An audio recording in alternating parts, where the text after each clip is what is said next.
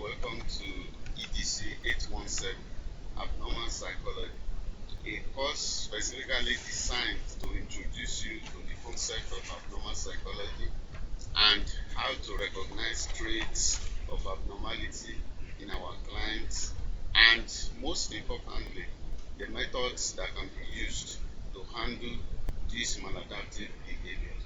So let's go on to explore the world of abnormal behavior. I am Dr. Olashipo Bamidele. Thank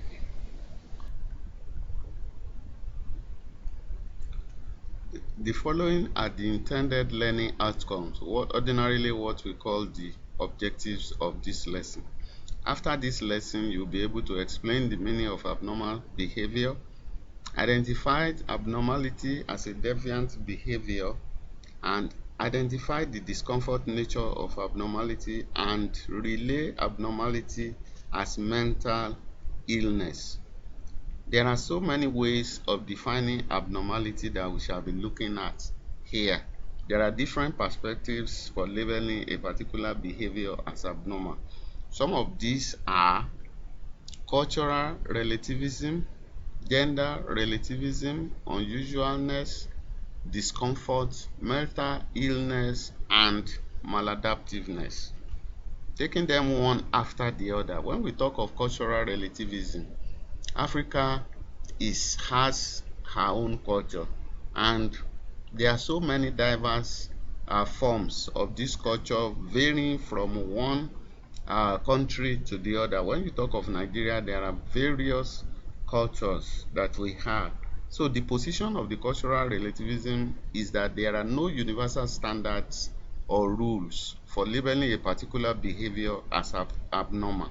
Instead, behaviors can only be abnormal relative to the cultural norms, that is, relative to the culture in which that behavior is viewed. When we now view abnormality as a deviation from the norm, like we said the other time, there are so many cultures and there are expectations from each individual that lives in a particular culture. Norm has an oughtness about it, that is expectation. Particular behaviors are expected from us at particular times and in particular situations. If those expectations are not met or are positively transgressed, we and all our behavior may be judged bad or sick.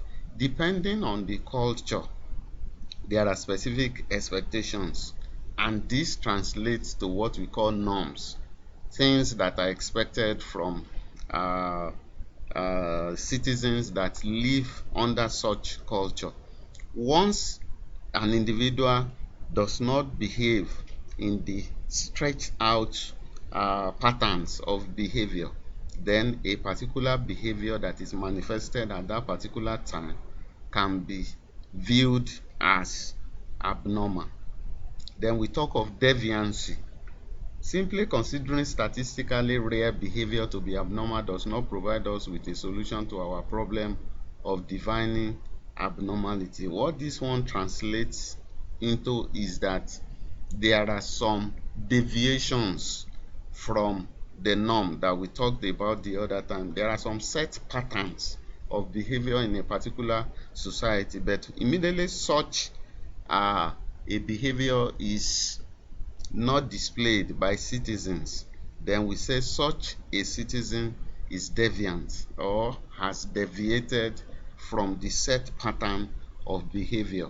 Then we talk of discomfort.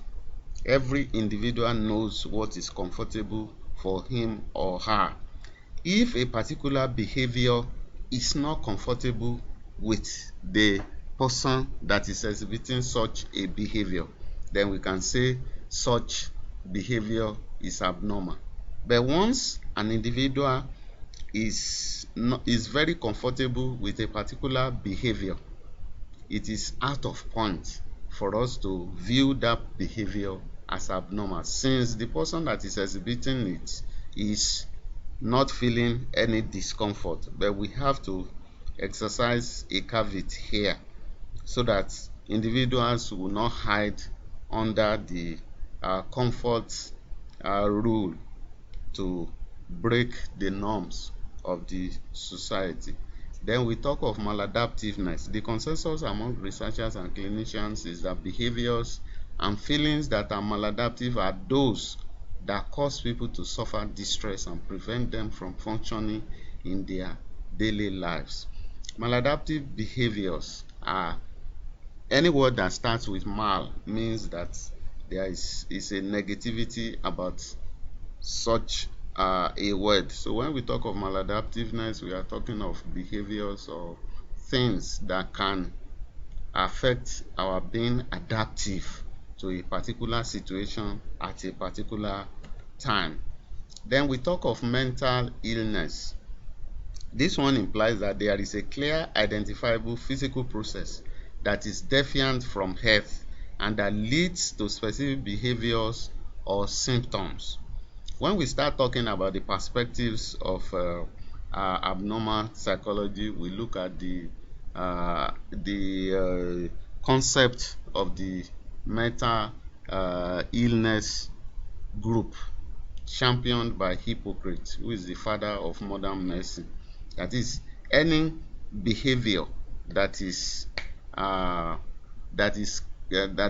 having to do with discomfort, or that is having physical disposition that is not in line with what we call wellness, then all this can lead to behaviors that can shows abnormality. Then when we now, to summarize all that we have been talking about for some minutes now, cultural relativism that argues that the norms of the society must be used to determine the normality of a behavior. The discomfort criterion must be considered. That is, if once I am comfortable, then that behavior is not abnormal. Maladaptives and mental illness must be put into account before a behavior can be judged to be abnormal or normal.